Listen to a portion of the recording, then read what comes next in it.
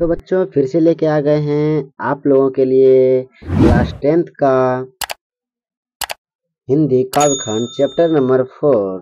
तो मित्रों एकदम आज के इस वीडियो में धूम मचा के जितने भी इस चैप्टर नंबर 4 के जितने भी ऑब्जेक्टिव क्वेश्चन होंगे सारे ऑब्जेक्टिव क्वेश्चन को आपको इस वीडियो में मिल जाएगा। एकदम एक एक प्रश्न करके याद करते चलेंगे और एक भी प्रश्न छूटेगा नहीं। इस चैप्टर का जितने का प्रश्न होगा सारे के सारे प्रश्न यहाँ पे उपलब्ध होगा। ठीक है, तो चैप्टर का नाम है स्वदेशी। ठीक है, इनके जो लेखक कवि जो है वो बद्री नारायण चौधरी प्रेमधन है। कौन है? बद्री नारायण चौधरी प्रेमधन है। ठीक है, ये सारे के सारे ऑब्जेक्टिव क्वेश्चन को एकदम हम लोग आज डील करेंगे बढ़िया से एक एक तरीका से। तो मेरा नाम रामप्रिय कुमार है, तो आपको इस चैनल पे स्वागत है आरपी ऑनलाइन क्लासेस पे। तो चैनल को सब्सक्राइब कर लीजिएगा, देख लीजिएगा आरपी ऑनलाइन क्लासेस को। ठीक है, यहाँ पे आप लोगों को मिलता रहेगा इसी प्रकार का वीडियो, एकदम मोस्ट इंपॉर्टेंट क्वेश्चन को लेके आते रहेंगे इस चैनल पे। तो बने रहेगा वीडियो के लास्ट तक। चलिए अपना प्रश्न स्टार्ट करते हैं।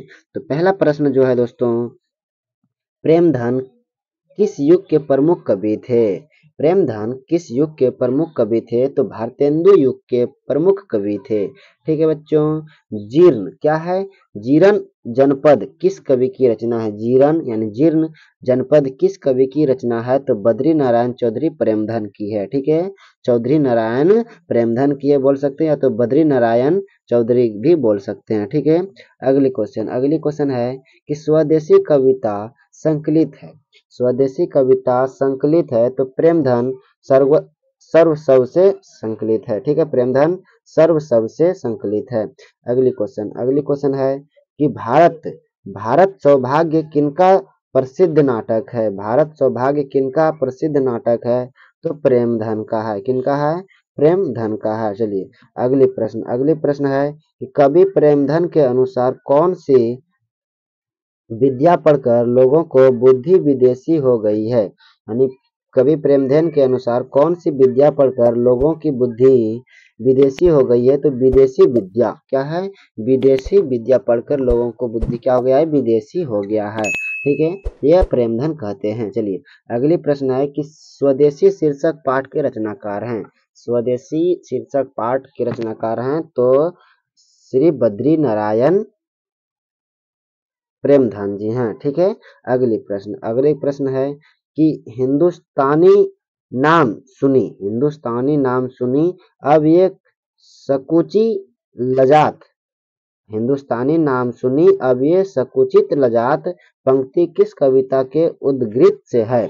उद्गृत है तो स्वदेशी है। किससे है? स्वदेशी है। ठीक है बच्चों, अगली प्रश्न है कि स्वदेशी पाठ के अनुसार हिंदू लोग मिलने पर आपस में किस भाषा में बात नहीं करते हैं?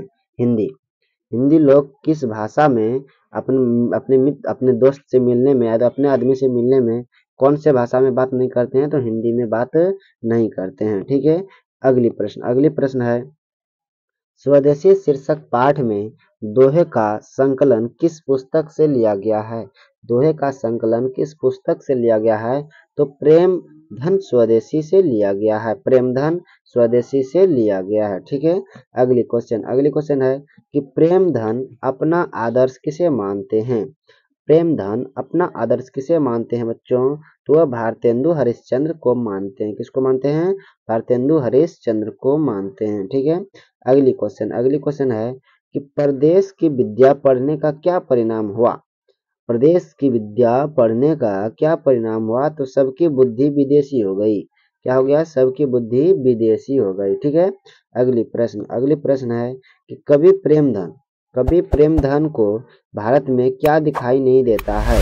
कवि प्रेमधन को भारत में क्या दिखाई नहीं देता है? तो भारतीयता दिखाई नहीं देता है। ठीक है बच्चों, ध्यान लगाना है, कवि को भारत में क्या दिखाई नहीं देता है? तो भारतीयता नहीं दिखाई नहीं देता है। ठीक है, अगली प्रश्न है कि विदेशी से कवि का क्या तात्पर्य है? विदेशी से क्या तात्पर्य है? तो अंग्रेजी। क्या तात्पर्य है? अंग्रेजी। ठीक है, अगली प्रश्न क्या है कि क्रिस्तान का अर्थ है क्रिश्चियन। क्या है? क्रिश्चियन।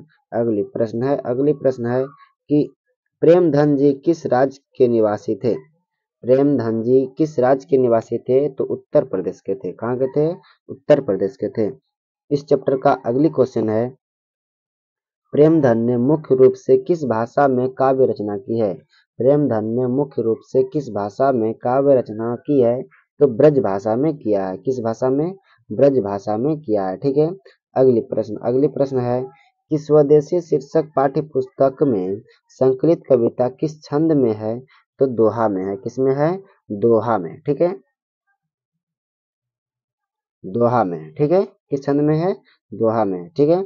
अगली प्रश्न है कि प्रेमधन जी का जन्म कब हुआ था? प्रेमधन जी का जन्म कब हुआ था? तो 1855 ईस्वी में हुआ था। कहाँ, कितना में हुआ था? 1855 ईस्वी में उत्तर प्रदेश में हुआ था। ठीक है।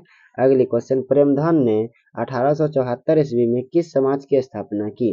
प्रेमधन ने 1874 ईस्वी में किस समाज की स्थापना की? तो रसिक समाज की स्थापना की। किसकी की है? रसिक समाज की स्थापना की है। ठीक है। अगली क्वेश्चन है, प्रेमधन ने किस समाज की रचना की है? प्रेमधन ने किस समाज की रचना की है? तो रसिक समाज की रचना की है। ठीक है बच्चों।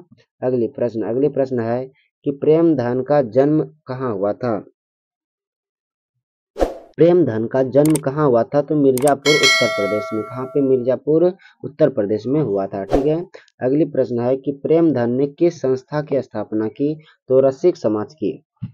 किसका? रसिक समाज की स्थापना की। अगली प्रश्न है कि प्रेमधन ने किस साप्ताहिक पत्र का संपादन यानी कि संपादन होगा दोस्तों, क्या होता है? संपादन किया। तो नागरी नीरद का। किसका? नागरी नीरद का। ठीक है बच्चों।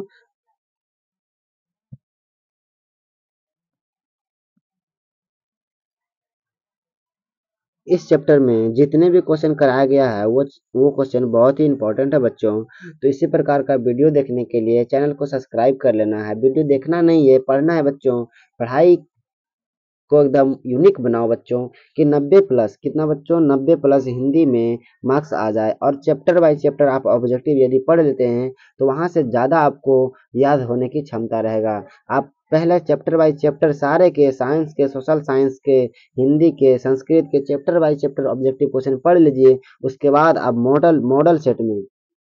मॉडल सेट मारिए। ठीक है, प्रैक्टिस सेट मारिए। उसके बाद पता चलेगा कि आप कितना मार सकते हैं। ठीक है।